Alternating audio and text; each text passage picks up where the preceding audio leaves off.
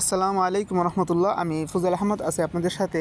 আমাদের অনেকেই আছেন যারা সোনালী ব্যাংকে একটি অ্যাকাউন্ট খুলেন।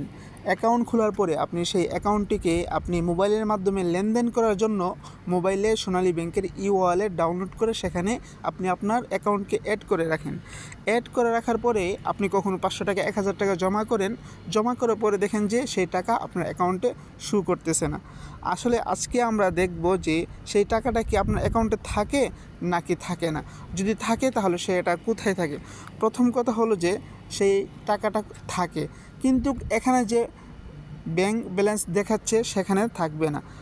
আমি আপনাদেরকে দেখাই, এই যে এখানে আমি যদি ক্লিক করি তাহলে আপনি দেখবেন যে এখানে কোনো টাকা নাই, অথচ আমার এই অ্যাকাউন্টে 300 টাকা আছে।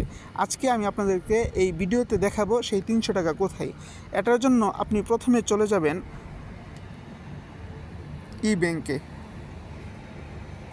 ব্যাংকে চলে যাওয়ার পরে এখানে যাওয়ার পরে আপনার এখানে দুইটা অপশন আসে, একটা হলো ওয়ালেট ব্যালেন্স আর একটা হলো ব্যাংক ব্যালেন্স।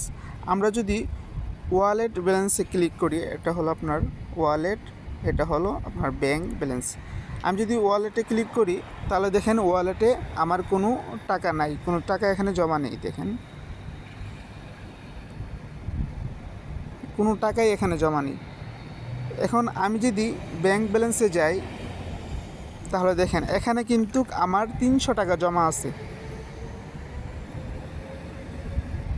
300 টাকা জমা আছে, এখানে 300 টাকা জমা আছে, কিন্তু প্রথমে ওই জায়গায় 300 টাকা দেখাচ্ছে না। এখানে আমার টাকাটা শো করতেছে না। কারণ কি, আপনি যখন সোনালী ব্যাংকে অ্যাকাউন্ট খুলে প্রথমে আপনার নিম্নে 1000 টাকা এখানে জমা রাখতে হয়। 1000 টাকা জমা রাখার পর বাকি যে টাকাটা থাকবে তা এখানে শো করবে। আজকের মতন ভিডিও এখানে শেষ করলাম। আসসালামু আলাইকুম রহমতুল্লাহ।